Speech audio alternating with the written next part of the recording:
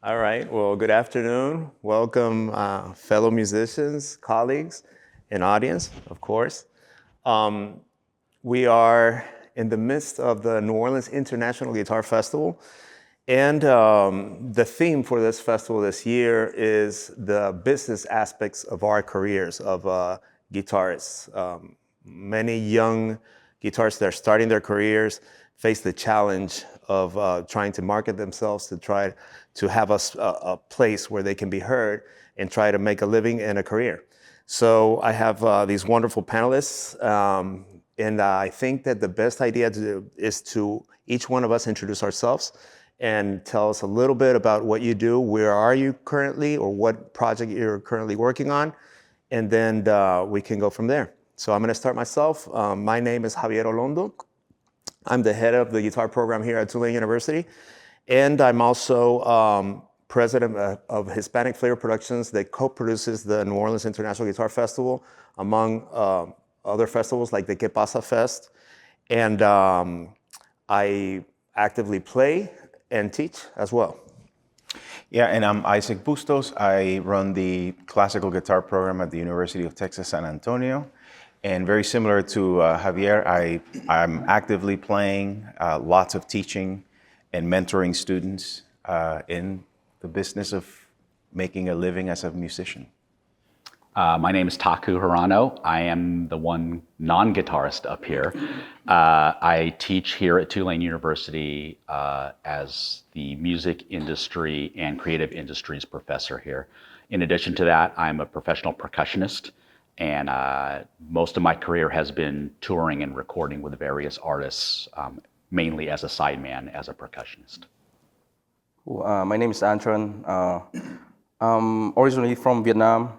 I live in Chicago now. I teach at Roosevelt University. So, and I have a nonprofit there, bring artists to Chicago and then to local schools. I also run a guitar series at my other school, Northern Illinois University. And then I tour and I teach like everybody else. So, yeah. Hey everyone, my name's Taylor Counce. I'm a local from New Orleans. I am currently in year one. I just opened up a studio right up the street, and I'm also heading the classical guitar program over at Loyola. Very good. So I think that since we're talking about the music business, I would love for maybe Taku to start explaining a little bit how everything has changed in recent years. You know, say from 10 years to the present. Yeah, most definitely. Even going beyond 10 years, I think that there is a seismic shift that happened in the music industry.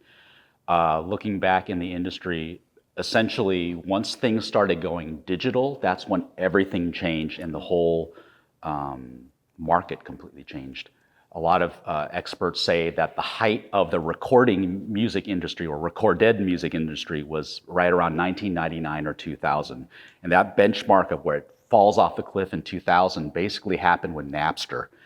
Because what happened with Napster, which was file sharing, pirated music file sharing, it actually changed the way consumers wanted to consume music. Because up until Napster happened, for the most part, short of some, dark web pirate sites or whatnot, but the general public did not know that they only consumed their music by purchasing physical product, vinyl, cassettes, or CD. So if you liked a particular single song, you were on the hook to go out and spend $9.99, $11.99, $13 plus for a CD just to listen to that one song. And then once Napster came on, and then there were these chat rooms where people could essentially digitize and rip a single song and turn it into an MP3. And MP3 file sizes were so small, 2-3 megabytes, that they could be easily uploaded or easily emailed to each other. That's when everything changed. And all of a sudden, people who went onto those sites could pick their music per song a la carte. And that completely changed how people's habits of not being on the hook to buy an entire album. Say, oh no, I just want that one song. And then that's where it completely changed. That was around 2000. And then a few years later, 2003, you got Apple, the iTunes music store. That's when Steve Jobs came out and said, Everyone wants MP3s. There's this pirating problem, so we're going to create a marketplace and make it legit. And I, Steve Jobs, am going to set the price of all of you artists' music, and your music is worth 99 cents. And there's a huge outcry by the labels and whatnot, but it stuck.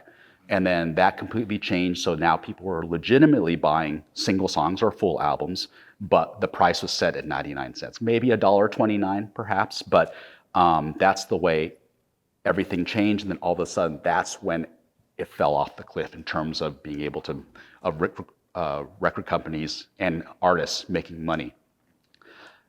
That is well before streaming became involved. Now with streaming, I'm fast forwarding now, Spotify came about around 2008, but in the 2010s is kind of right when a lot of consumers started using streaming subscription services to take their music in. That completely changed the entire model once again, even further so.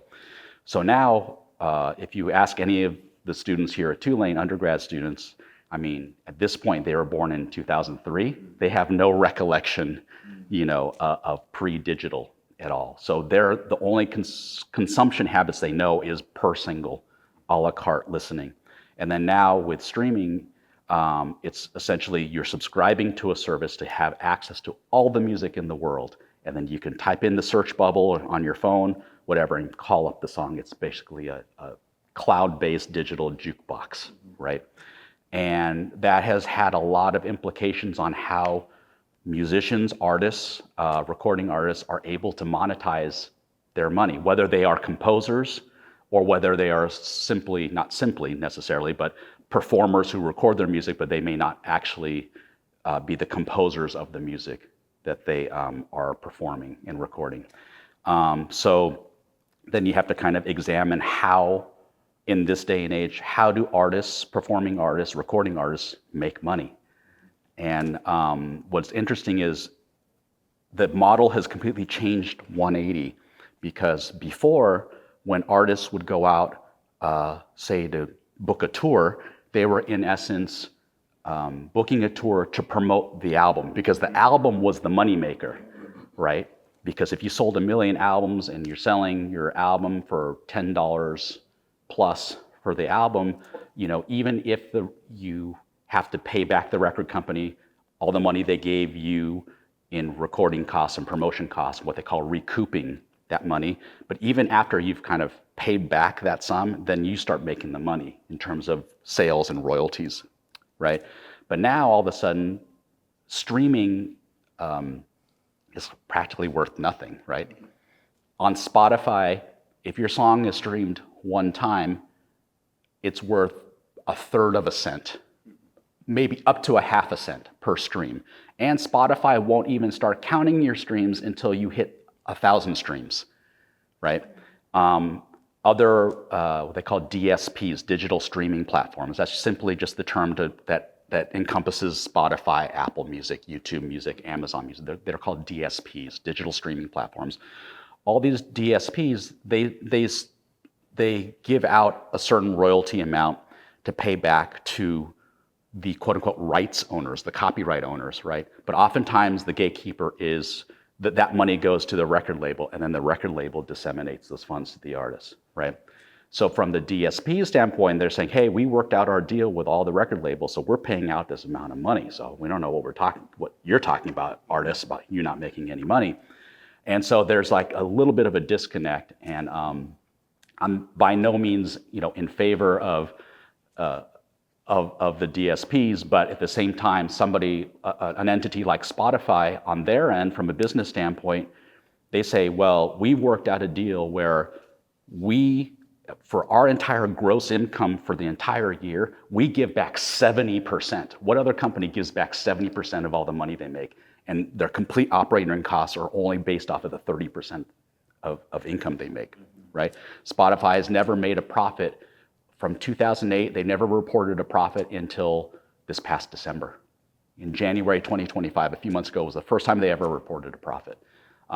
Some of that, again, is because of the fact that they're oftentimes using that 30% and folding it back into the company, right? Creating podcasts or creating various things. But all that to say, they're still operating within that. I mean, and mind you, they're still making billions of dollars, but they're still operating only on 30% of their income. So then where is this disconnect, right? The bottom line is there's just not a lot of money in streaming, you know? So then going back to the model completely turning 180, whereas recording artists used to plan a tour in preparation or in order to promote the release of this album, that's gonna be their moneymaker. Now it is turned into, I'm gonna release a single or I'm gonna release an album in order to promote my tour.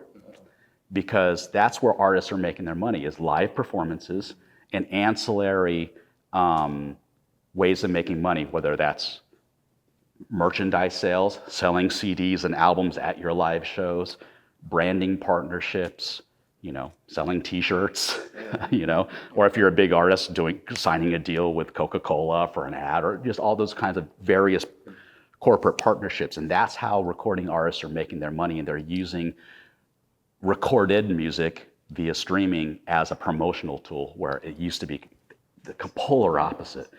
So I think that what bodes well, at least for our esteemed guests, is that you guys are first and foremost performers, right? And they can't take that away from you, right? And so I think that it just comes down to leaning into that and promoting yourself as a performer as much as you can in various ways, and utilizing tools. Obviously, social media is a huge tool nowadays, and it's just starting to think about how to possibly use all of those things as a promotional engine to make sure that you kind of still stay out there as a performer. Because the bottom line is, when you think, oh, there's so many performers out there, but not really, you know, there's a lot of people putting up music online, right? Spotify alone as a DSP gets 100,000 new songs per day, 24/7. So you uploading a song that you created and putting it up on Spotify, that's like screaming into the void, right?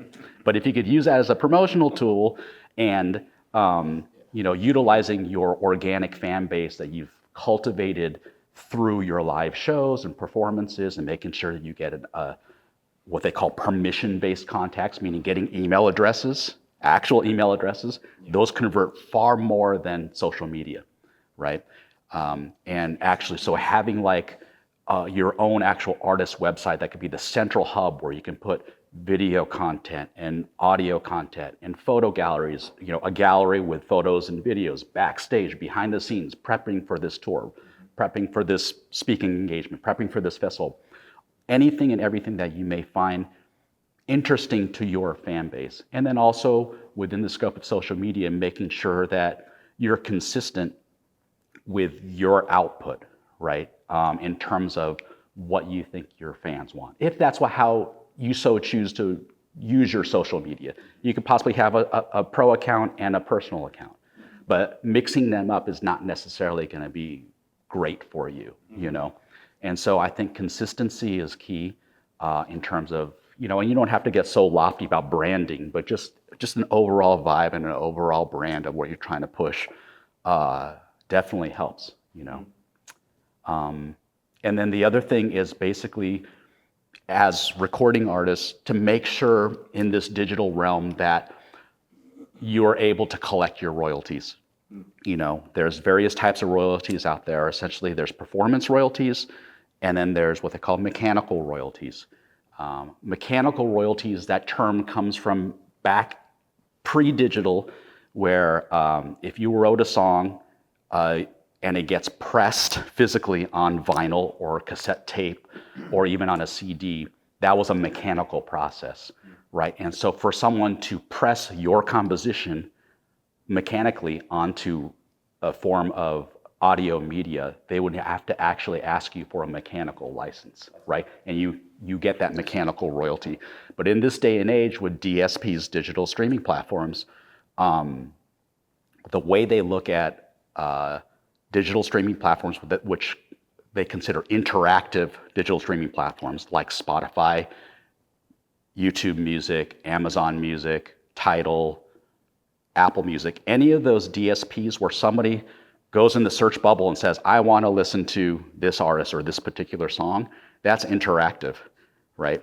And so that being interactive is almost like asking to purchase for that period of time in the ether to pull down a song, a single, right? And so actually they worked it out that asking and calling for it within the digital realm on a DSP creates a mechanical license. Unlike a non-interactive digital streaming platform like Pandora, you can't choose what's coming up next, right? Or digital radio like wwoz.com. You could listen to it, but you can't type in and say, oh, I feel like listening to... It's not on demand, right? It's not on demand. Or obviously AM/FM radio, obviously, or satellite radio, Sirius XM. So those are non-interactive. So there are no mechanical licenses or mechanical royalties that you can pull from non-interactive, but you can pull mechanical licenses from the streaming of your music, your compositions, if they're out there on streaming platforms. And so there's a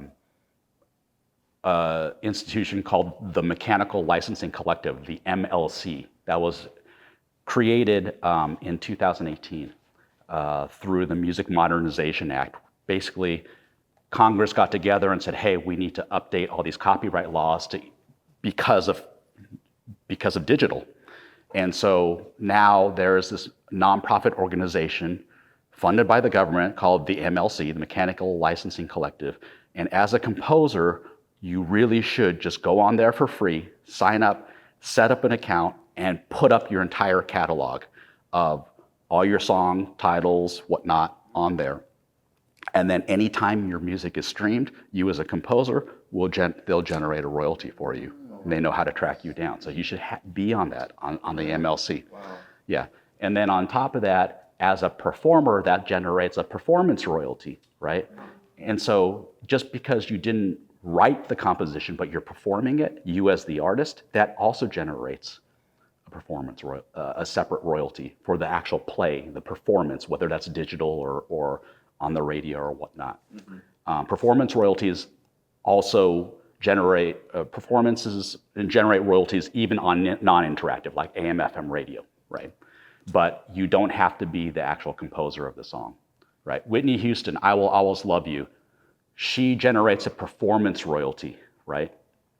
Because she performed the song on recording. So anytime that song is played on the radio or is streamed on a DSP, that generates a royalty for Sony Music, and then they take it and they break up the royalty with whatever deal that the Whitney Houston estate has and gives her piece, right? But she did not write I Will Always Love You, right? Dolly Parton wrote it. So then Dolly Parton actually gets the mechanical royalty because she wrote the composition, right?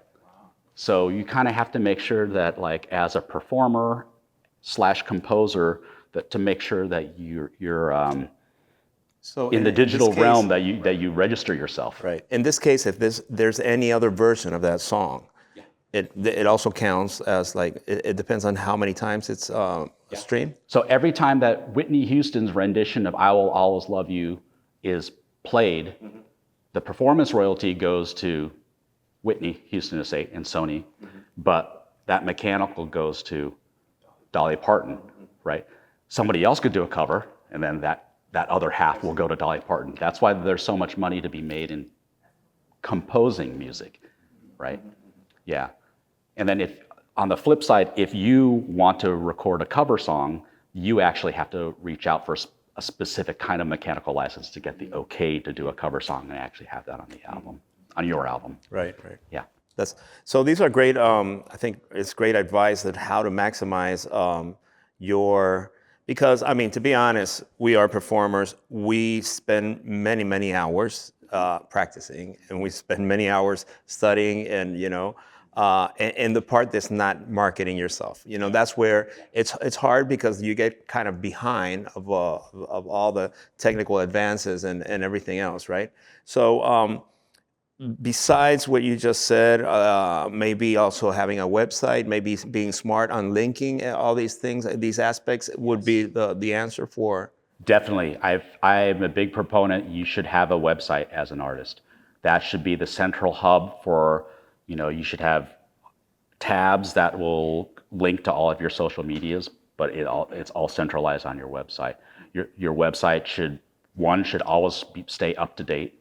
It should have any biographical or any type of info possible that anybody might be interested in you will automatically get that information easily. If somebody was researching to write an article about you, that they'll get a succinct profile on you. You are able to control your image through your website more so than somebody Google imaging you, right? So you can set up your vibe, and that could change for each project or each tour, you know, that you have a different color scheme or different something that you're trying to promote at the same time, right? Also, it's always great to, especially because the best way to monetize a music career is to perform for us, right? That you need to make sure that your tour dates and any opportunities to see you perform live or stream live or whatever, that is always up to date so that people can catch you. And then obviously any sort of possible e-commerce will be integrated into that. One of the best platforms that I've seen for specifically geared for musicians creating their own websites is called Bandzoogle, Bandzoogle, bandzoogle.com. And tons of bands, tons of artists use Bandzoogle. It's like Wix or like GoDaddy, but it's specifically for musicians. And you're able to actually, like, if you have music on SoundCloud, or if you have music even on Spotify or whatever, or Bandcamp, various platforms, they create widgets that could actually embed a player onto your site. So you can actually pick and choose what songs you want. Then you can have a play button, and it'll play on your homepage, you know.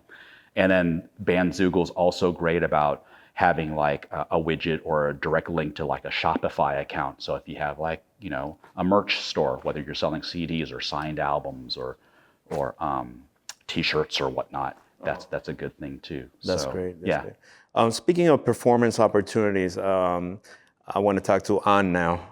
Yeah, I'm writing down Bandzoogle. Performance opportunities. I mean, your career has taken off, kind of, right? In the recent years. I know we talked about you winning a few competitions that were key, right? But I would like to know how you create those performance opportunities. What is your advice for the younger people that are trying to get out there and perform? Let's see. So yes, I did a few competitions, including the New Orleans here, and I guess my route was just I wanted to try many things. So I tried competition. I tried different kind of competition, right? And I think my list was if I win 3 or 4 or 5, I'm gonna stop and do it. And then I won a big competition, which got me a manager. And then I stopped competing. Then I remember very clearly talking to my girlfriend at the time, my wife now, that okay, I'm done. I'm gonna switch. I'm gonna find my route to be an artist.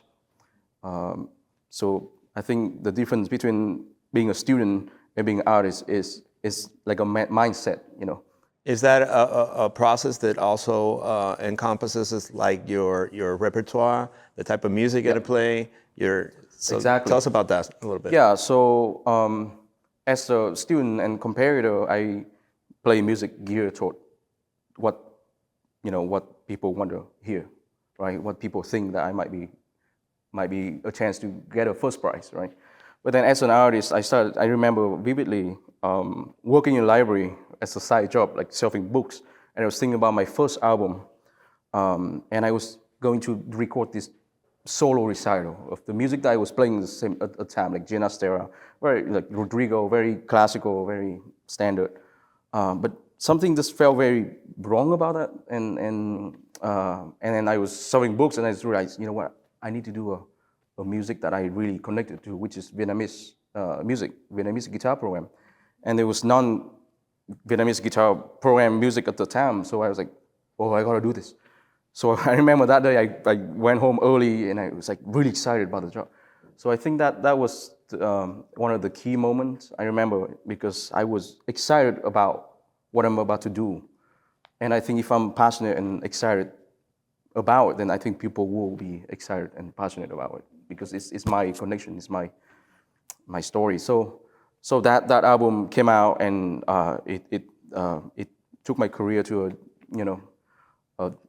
a new height, and it came out in 2020. We had a huge tour in Europe, in Asia, but COVID happened, so we didn't do any touring. But I got some of the touring afterward, and And we can testify to that because, I mean, we have brought you back because your music is unique, it's fresh. Also, you get new composers to, also make music for the instrument, which creates even more repertoire. So I think it's something that really, goes, in different ways. Isaac Bustos, you have an incredible career, but also you have a quartet. And you play all over the world. So how has that? How are your opportunities? How can you get? How do you work on getting your work? Well, it's funny. I'm probably the only person in this panel who does not have a website, so I apologize. But I mean, to that, I played 30 concerts last year, and I teach full time, and all that. So social media has been a huge tool for me. My first international engagement, which was in Mexico, was a Facebook message, Wow. Yeah. And I went to play at a guitar festival there.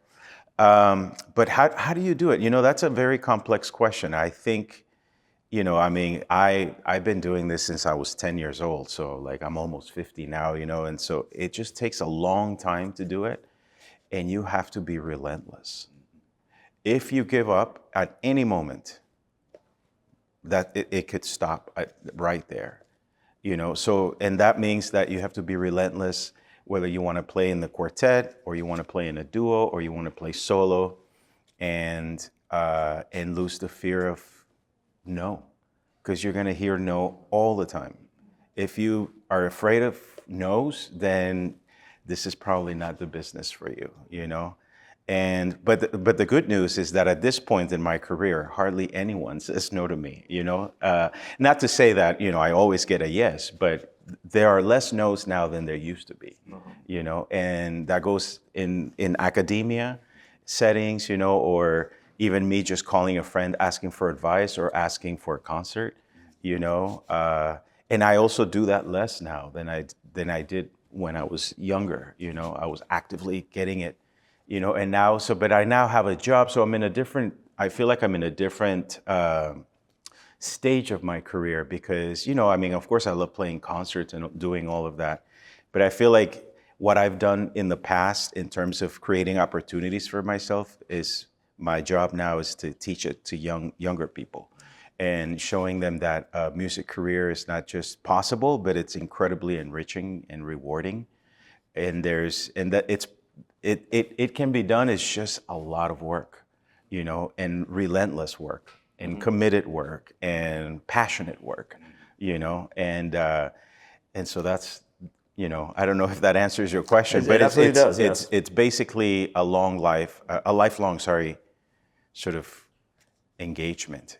Anne and I were talking just a little bit ago, and I want to ask you, this is more of a conversation here with Taku about, the idea of the DSPs and how musicians are making money now, in that regard. But, I don't have a lot of albums. I only have really, solo albums, two with the quartet. We're working on one solo this year and also with the quartet. But one of the things that I noticed that started happening right around the time when Spotify and all of that was happening is that artists who were, who had multiple albums, but the idea of buying an album was not necessarily the thing. Actually, David Russell is who I saw doing this. I went to one of his concerts and he played a beautiful program, of course, beautiful concert, but there was a piece from every single one of his albums in that concert. And so when you go buy an album at the concert and you like more than one piece in the program, guess what? You have to buy 2 albums now, because you can't just, Not anymore. Not anymore, right? And but that was, I think, something that people were doing back then to combat this kind of idea. But I wonder what, since we're all learning here, what the new strategy for performers is, if you, if that's a Because now we're losing that battle, right? The digital battle The in some digital ways. battle is tough, but again, like live performances, people want to see live performance, but they also want to leave the concert with something. Sure, yeah. And so there is something about, I've worked with artists, I know artists that will carve out time after the concert to go out to the merch booth and sign CDs or whatnot, or you could set a different price point for CDs if you sign it or something like that, and people will possibly buy your entire catalog, or whatever you're selling at that point in time. But yes, digital makes it hard to monetize, but I still think that where it is at is live performance, but also like leaning into ancillary forms of income, like merchandise at live shows, and merchandise could be your physical CDs. Yes, right. Yeah. And I mean, there's many other aspects in trying to make a living, and I want to bring Taylor Counce into this because he's an example of a young artist that is just working really hard. He just started a guitar studio, and he's now head of the guitar department at Loyola. So can you tell me or explain to me the challenges that you face daily trying to get this studio going, right? And everything in your life. It's, the sacrifices, I think I'll start there, right? Staying in New Orleans, you got the price of rent going up, the price of food.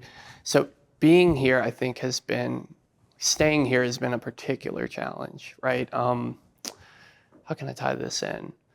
But it's forced me to think about, okay, I need money, I need to pay rent.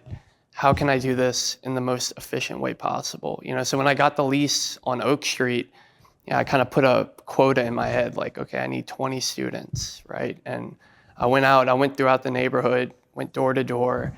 And, as the students started coming in, I could kind of float rent from Loyola, kind of move money around to make it work. But this cool thing happened where I have time throughout the day. So maybe I'm given 4 lessons throughout the day. I have all this time to do all this other stuff. So I started making shotgun posts. I just record like a transcription. Maybe it's a saxophone transcription, or maybe I just have an idea that I want to get out, right? And the cool thing is that, so I play Eastman. I play an Eastman guitar, and I would tag Eastman in all of my videos. Well, their guitar salesperson had reached out to me, and it was so cool because I got to tell the lady, oh well, I have a studio, I've got cases, I'm looking to be a dealer, possibly sell guitars down the road, and that's when it kind of clicked, like, oh, I can maybe not vertically integrate this business, but I can capture a large chunk of what is going on. You have people promoting new guitars, you have people trying to sell new guitars. So as a performer, I can kind of rep some of these companies and maybe get a dealer contract or, it's funny. I think when one of the most common questions I get on my videos is, what kind of guitar is that? Or what strings do you use? So when people buy guitars, I think, we all kind of know this with some of the gearheads we run into, but if I buy this guitar, I can play what he's playing, It's not really a con, but I try to tell people, like, hey, the right hand's important here, What you practice, in bringing it to this instrument is going to kind of take it to the next level. But yeah, there's a little bit of that. I have a lot of, I'd say the age demographic in the Black Pearl neighborhood is going to be 35 to 60 plus. So I get a lot of collectors just coming in and out, asking about certain guitars. The one thing I will say, and the most effective thing I've kind of utilized in starting the studio, a sign. Just a basic wooden sign in a good location. It feeds 2 or 3 prospective students a week. So as long as I have that kind of engine, right, of prospective students, there's always a recidivism. So you're going to lose 60% of your students throughout the year. But if I can reel them in, the challenge, I will say, has not been getting the older students. It's been getting to the schools. Because I know that the sheer volume of students there and the gap of knowledge is something that could be exploited, utilized. And I also I advertise my lessons a little bit differently.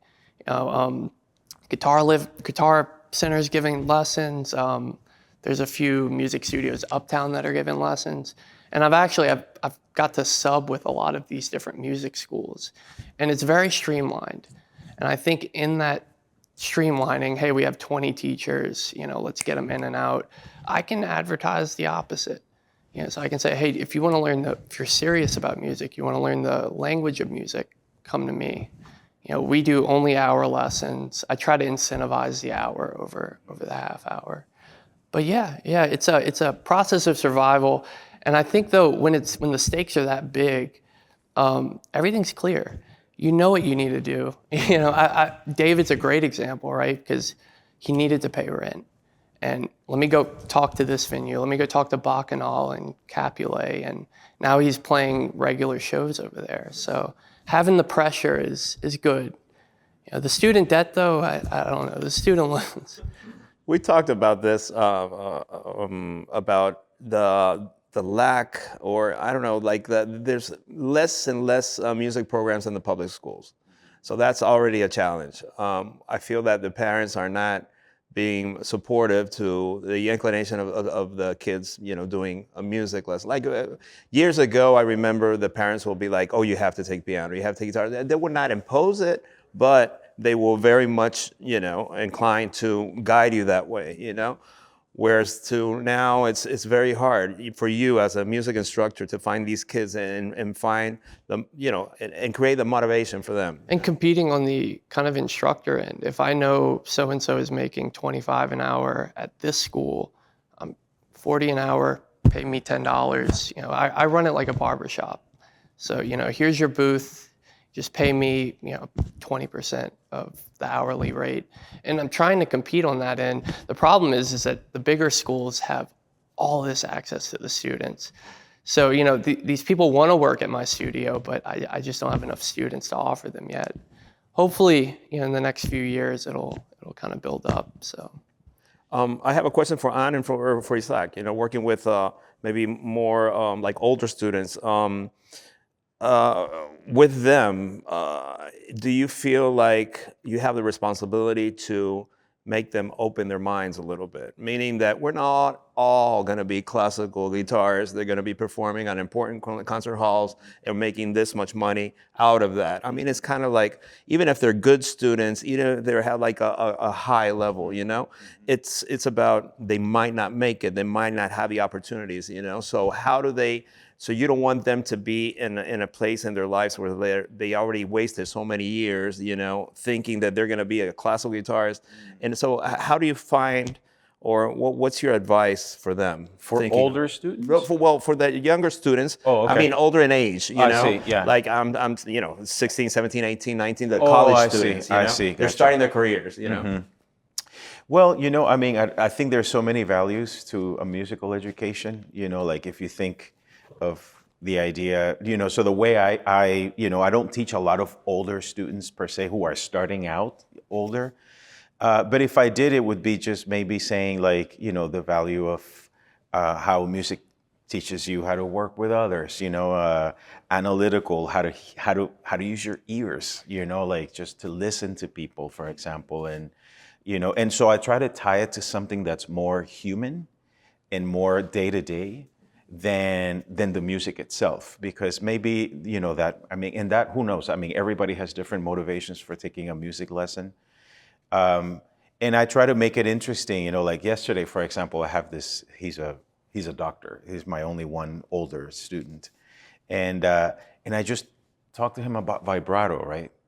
And he was fascinated by the idea that there's more than one vibrato on the guitar, because he's like, for me it's just vibrato, no vibrato, vibrato. And I'm like, well, there's all these other types of things that you can do.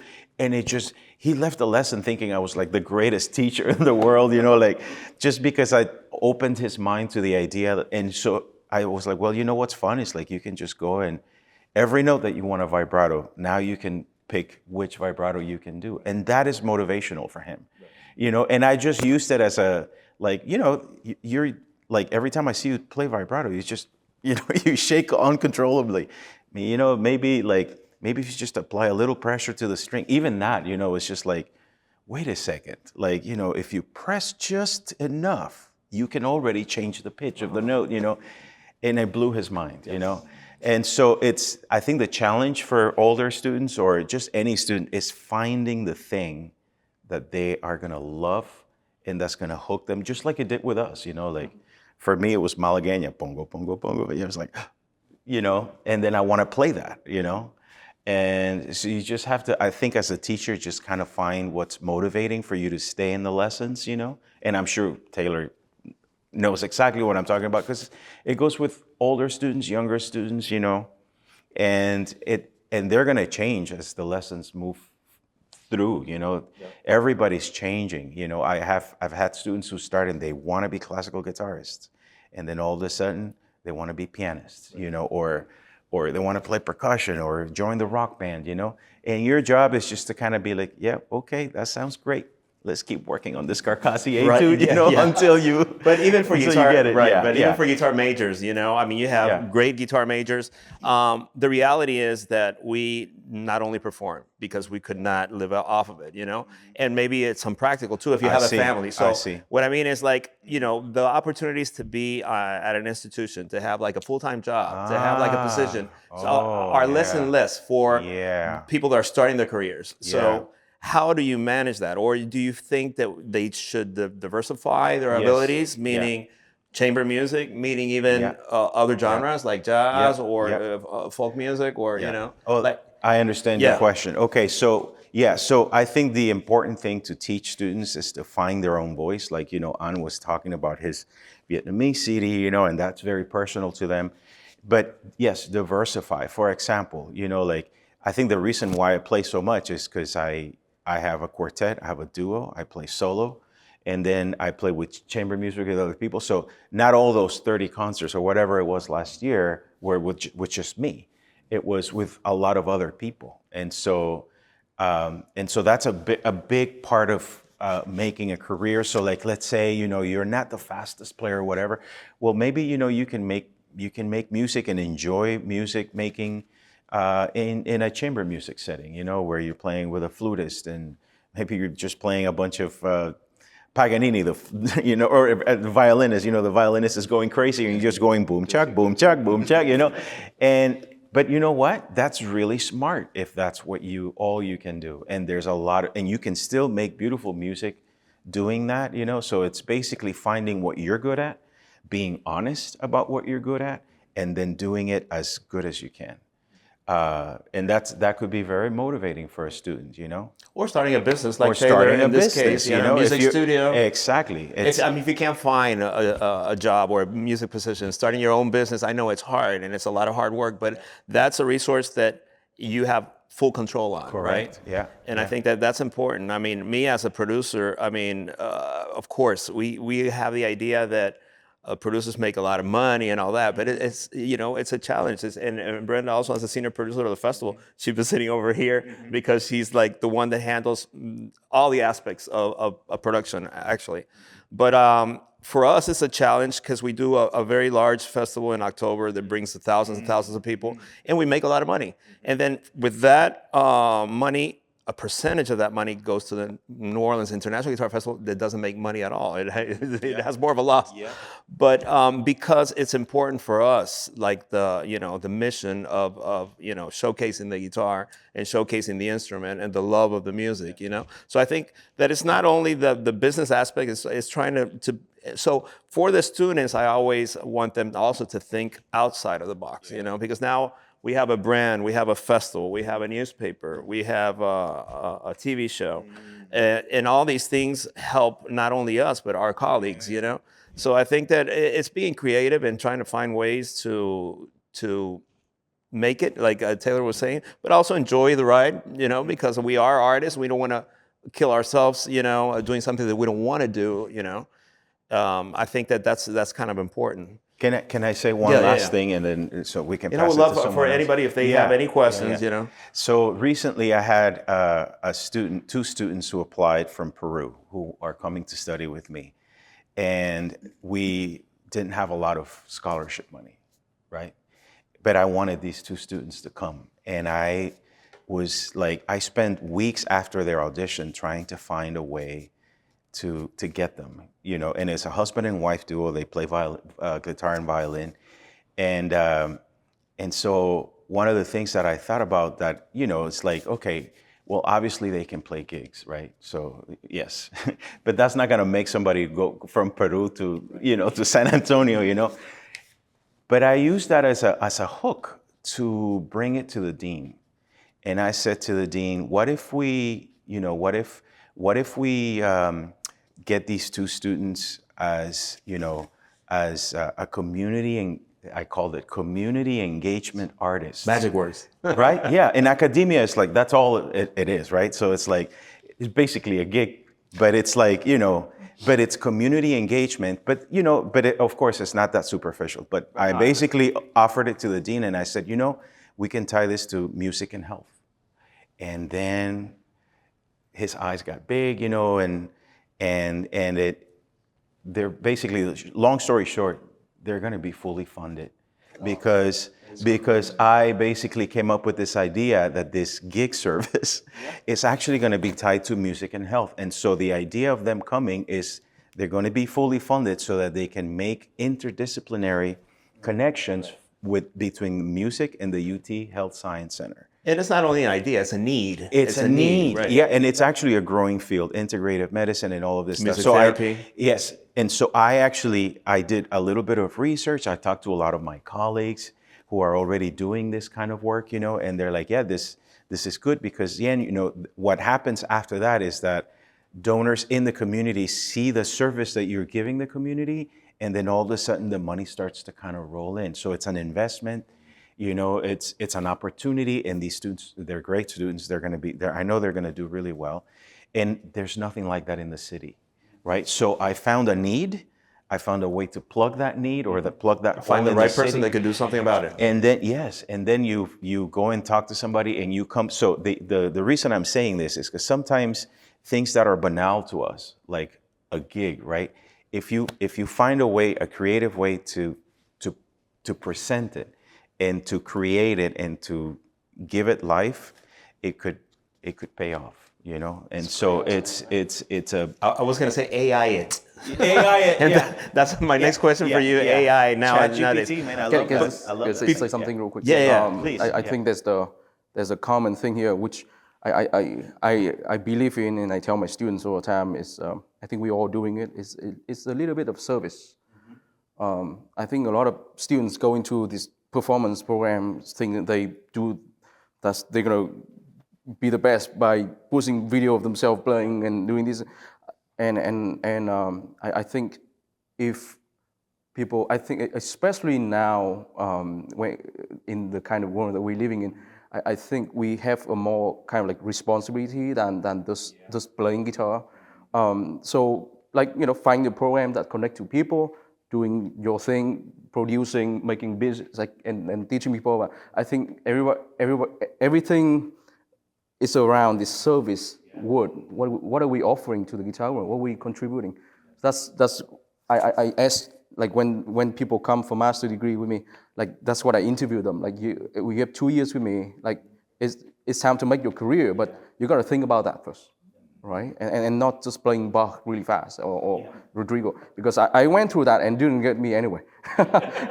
So when I interview a jobs, they look at like what have you done, So not that because of that you should do things, but I think we genuinely want to share and we genuinely want to help people. Like, so I find great joy way more than playing concert, by hosting concert in my nonprofit and seeing the children just like look at each other like, wow, that was amazing. Like that was the best thing that fit my soul, So I think it's really important for students to go into this thing. You have a big responsibility representing our guitar and also the music world. Like it's changing and it's needed. So I'm really happy you said that. Yeah, the I think idea we're of all doing service. that, Yeah. But Because that's very important for a career. Is to give more than you take. Exactly. And then when you have that mentality, things come to you. You know how I just Yeah. told you that hardly people say no to me. And I'm thinking about that, and it's because I've given a lot of myself, so that when I go and ask for something, people are going to be less likely to say no to me because of that. I see. So I want to make sure that if the audience has any kind of questions, that those are answered. Take take advantage of these wonderful artists. By the way, I need to plug in for your concert tomorrow. They will be playing. Ann and Isaac will be having a recital. We're having a recital at 7:30 at Dixon Recital Hall with two incredible maestros. Yes, please. Technical questions about playing the guitar? Yeah. So I've been playing for quite some time, but I'm not a great player. I just enjoy it. And I'm curious from the mind of a professional, when you play the guitar, how much can you hear or how well can you hear in your head and then translate to the guitar? Is it immediate for you? And if it is, what was that process like to getting to that level if that's the case for you? Oh, I want to hear you guys. Yeah, I do a lot of improvisation, and I think my recent breakthrough, it's kind of twofolded because I'm a classical guitarist going back to the jazz world, if that makes sense.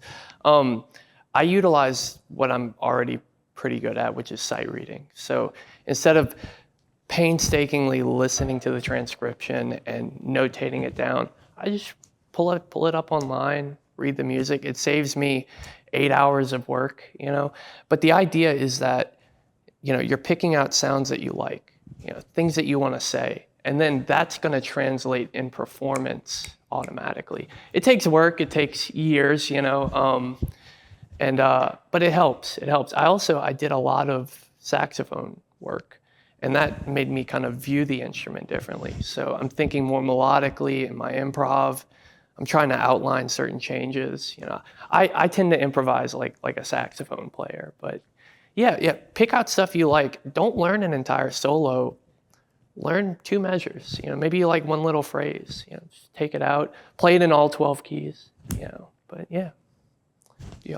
I like I think that it's a process that takes us sometimes many years to make that connection. It's finding your voice, right, in the guitar, and finding that connection is what's challenging, right? And a lot of times you're not happy with what you are producing, and so it's trying to imagine the sound that you want and understanding the music. Improvisation is great because you're creating music while you're playing, But sometimes you get a piece of music that it's not yours. You have not composed it, so you have to find all the different keys and elements that is going to make you understand that music much better, right? So that can be even in the theory. It doesn't have to be technical, right? So I don't know, Isaac. Yeah, I'm thinking back to what attracted me to the guitar, and it was, this one guitarist, a flamenco guitarist from the 60s, old guy, David Moreno. Nobody knows who he is, But I used to listen to this record and I used to think that is the most amazing guitar sound I've ever heard in my life. Of course, I go back now and it's okay. But you know what? That is actually a reference, and the way that sound exists in my head is not the same. It's not that sound, actually. But that's the sound. It's funny because that's the sound I search for, right? And so every day I wake up looking for that sound. Every day. That's basically it. So if you have a sound, or a guitarist or a band, whatever it may be, it's basically waking up every day with your instrument or your whatever it might be, and trying to find that sound every time, every day is what I remember Pepe Romero used to tell me once, he told me once, he says, every day, I'm a student. He says, every day I wake up and I learn how to play guitar all over again. And I think that's a really valuable thing to say to, for example, someone like you, because Pepe is Pepe is an amazing artist, a maestro, if you will, but he's humble enough to say, every day I wake up and I try to learn how to play all over again. And it keeps it fresh. It's really fascinating. So I don't teach myself how to play guitar anymore, but I'm still looking for that sound, and so there's a childish kind of memory about that sound that kind of keeps me going, So that's my advice to you. So just, if you have a sound that you love, make that sound. Just record yourself. Yeah, and hear record yourself. That's my more practical for my students. Yeah. They say this all the time. They say, I hear this, but it doesn't sound like that. It's because when you're in the moment, you hear differently, and then when you expect, when you're out of it, you hear differently, because you hear, when you're out of the performance, you hear as an audience. When you're in it, you hear as I'm doing it. So my teacher, Banbury, always told me, minimize as much as possible from your the space between your practice room and your stage. So meaning do whatever you can to kind of freak you out a little bit, like being nervous, and like putting video is good, playing for people as much as you can, and hearing back to see if it matches what you hear in your head. And if you don't, then just be a child every day, just practicing that. Like, am I making the sound? Yeah. Right. But So keep that your would be- ears open. I mean, Yeah, listen. it's all about listening and the experience of listening and listening to all types of music, you know, because I mean, that might inspire you and to be more, you know, creative and find, you know, fun in what you're doing. Yeah. Okay, so at this point in your career, you all probably have people that look up to you, that you all are mentoring or that you are mentors to. But who do you look up to, and who are your mentors, or who were your mentors? Yeah, oh yeah, I can start. Yeah, I mean, a few of these guys in the room, right? Javier, Isaac, yeah. I will say when I was in undergrad, I modeled a lot of the things that I was doing after the Texas Guitar Quartet.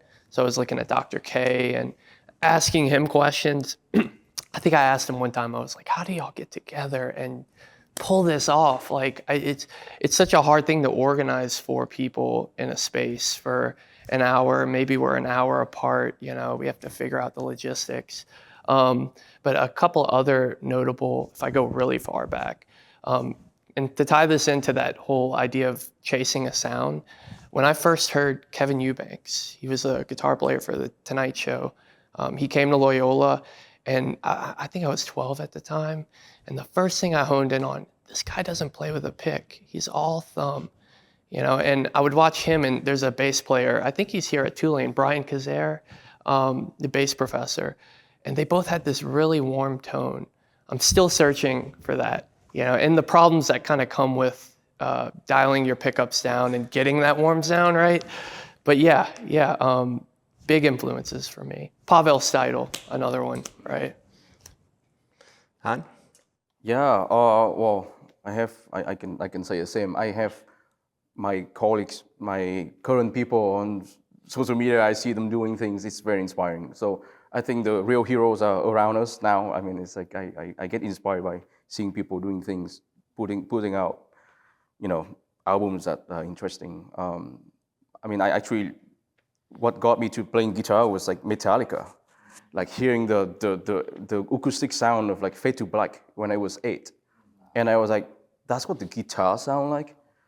I'm all in, you know. And then in Vietnam, you can't learn any other guitar than classical guitar. So I'm like, okay, I'll take classical guitar, and I had to grow my nails. Like, where's the pick, you know? So I didn't play Fade to Black until I got to the US, like, you know, 15 years later. I finally got an electric guitar. I'm like, play Fade to Black. Okay, I like classical, man. But, you know, so I have heroes like John Williams was a big deal, David Russell. But I think the current guitar world is very vibrant and very inspiring. So yeah, I'm a fan. Awesome. Taku? My bread and butter is as a percussionist, so I think my mentors were really like two really influential private teachers I had. In Afro-Cuban percussion, I studied in undergrad with Giovanni Hidalgo, and I studied with him for 4 years, who's like a maestro conguero from Puerto Rico. I don't see him very often, I don't talk to him very often, but he left such an indelible mark on me. And a lot of the techniques and what I do to this day, even though it's not in traditional Afro-Cuban music, I incorporate it into popular music. And then one other mentor, he's a drum set player who I studied with, Indigo Chancellor. He's now passed, but he's a huge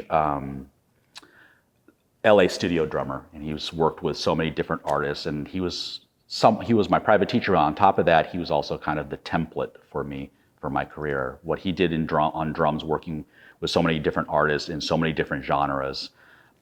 He worked with Miles Davis and John Lee Hooker and Santana and George Duke and Frank Sinatra and Kenny Rogers. It's like a wide range. And I said, I want to be that on percussion. So as I progressed with my professional career, I always look for opportunities to hopefully work with the top level of artists in various genres of music. Uh-huh. Yeah. That's great. Yeah. You suck. Well, you know, I was thinking, in the guitar world, of course, there's, you know, people who I always looked up to, And, especially looking for that sound I was just talking about earlier. But Pepe Romero was a huge, just loved, would sit in front of that CD player and try to make that sound, And I learned actually a lot of my technique because I didn't have a teacher who could, so Pepe Romero is was my teacher because I was just listening to that sound, It's like, yeah, I want to play scales like that, it was amazing.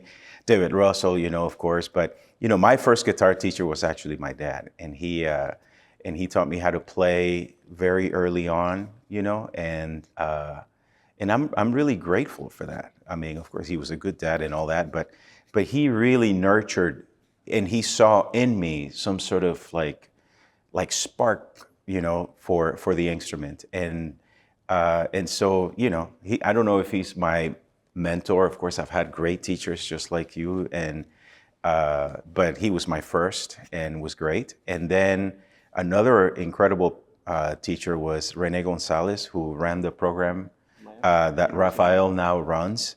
Rene gave me free lessons when I first came to this country because I couldn't pay for those lessons. Maybe that's why I give so much, And all through high school, I would not be playing guitar today if it wasn't because of Rene. Yes. And then, so incredible, incredible difference he made in my life. And then another pivotal figure was Adam Holzman, because then at that point I was already, more advanced and everything. But Adam was great about, pushing me to become a guitarist, like a performer, And I remember at one point I went and I said to him, Adam, I said, man, I am burnt out of this doctoral crap, And I was like, I think I'm done. And he goes, I'm so glad you said that. He says, because I think that you could actually go out there, get in a van, and just go play everywhere. And that's exactly what I did. I went and I played a bunch of places. I went back and got my doctoral degree. But I did that for a whole year. And I was afraid that I was going to disappoint him, And he's like, no, I'm so glad that you're going to go do that. Go do it. And so I did. And so he's great. He was very inspiring figure in my life, It's like great teachers. Yeah, great teachers do that. Yes. Yeah, I was just listening to you saying how you don't talk to that teacher, but it's like, it's such a great thing to have that, even though he might not know it. Right? Also, right? Maybe he does, maybe he doesn't. But it's just amazing what an incredible impact people make in people's lives, and how intricately connected they are to what we're talking about, which is our careers. Yeah. I think that we are all, a little combination of the good professors we have, and when we're teaching. I hear myself when I teach the experiences of my big brother, older brother Joaquin Clerch, or Elliot Fisk, a great influence in my life, just because they were people that made me think outside of the guitar, bigger than the guitar, and first as a human being, because I think that we're first human beings, then we're musicians, then we're guitarists, right? So if you're not a good human being, if you're not kind, if you're not doing stuff like this for the community and all that, you cannot make the other stuff work as well, right? Yeah. So I think that that's kind of important, and I think that Elliot was instrumental in giving that projection that you are an artist, that you owe the audience a big deal, right? And I think that's important to me. So that's my experience. I would like to almost finish because we got to go to that concert, but like in 10, 20 seconds, a piece of advice you would give to anybody younger that's, Really simple, just don't stop. Just keep doing it. As I get older, I'm 28 now, I'm watching people I studied with for 15 years at this point. Some of them are going into other fields, or maybe they're starting a family. Don't stop. Just keep doing it. Yeah. For me, it would be listen more. Listen to people, listen to music, listen to people play, listen to your own music, your own playing. We talk too much nowadays. We listen not enough. So that would be my advice. Yeah. I say ambition is great, but also have trust in the process. So sometimes that means you have to be patient.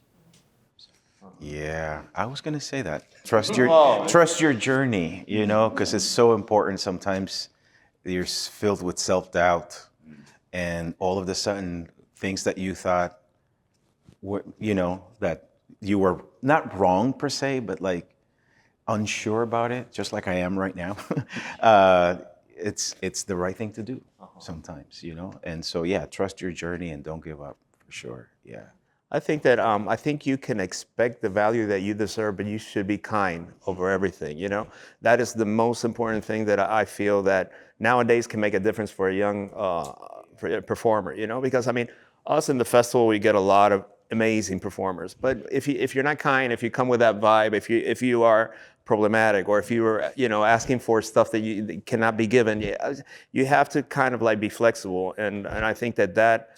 Helps a lot. For the younger people, I think that it's important for them to be kind and respectful. Yeah. Answer the phone when they call them. Oh my God, emails, man. Yeah.